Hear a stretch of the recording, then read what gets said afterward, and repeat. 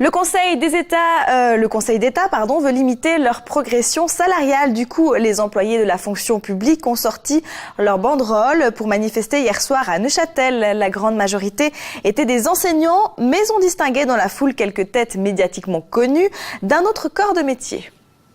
Tous ensemble, ouais, ouais. La manifestation d'aujourd'hui le prouve, mesdames, messieurs, nous sommes minimum 1 millier à manifester. En fait, ils étaient environ 2000 à manifester contre la politique salariale du canton. Dans son budget 2015, le Conseil d'État neuchâtelois a prévu de limiter la progression salariale à 0,5%. Toute la fonction publique était représentée, les enseignants en force. Enseignants, pas contents.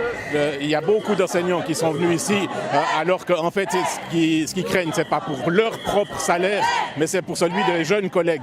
Et c'est ça le plus grave. On entend la foule crier « fonctionnaires et citoyens, même combat ». Au final, on nous dit que c'est le Neuchâtelois qui payerait encore la facture. Non aux réformes du Conseil d'État sur le dos des fonctionnaires qui pénaliseront toutes les prestations aux citoyens. Pour cet ouvrier venu montrer sa fiche de salaire aux manifestants, c'est avant tout une histoire de chiffres. Il n'empêche que pour les syndicats, l'effort a déjà été fait. Il y a moins d'une année, l'ensemble de la fonction publique a dû aussi avaler la recapitalisation de prévoyance NE. Et c'est vraiment la goutte de trop, celle-ci. La foule est descendue de la gare, bloquant la circulation pour arriver à la place des Halles. Et là, c'est Patrick Siron, le retour. J'ai oublié, mes jeunes collègues gendarmes en ont gros sur la patate. En tout, ils étaient 80 policiers, sans armes et gardiens de prison à manifester. On n'est plus il y a 20 ans en arrière où on disait que la fonction publique était des privilégiés. Ce n'est plus le cas.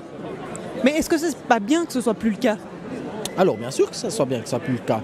Mais il faut un petit peu savoir que si on démantèle les services publics, finalement, ça sera le citoyen qui devra en payer le prix.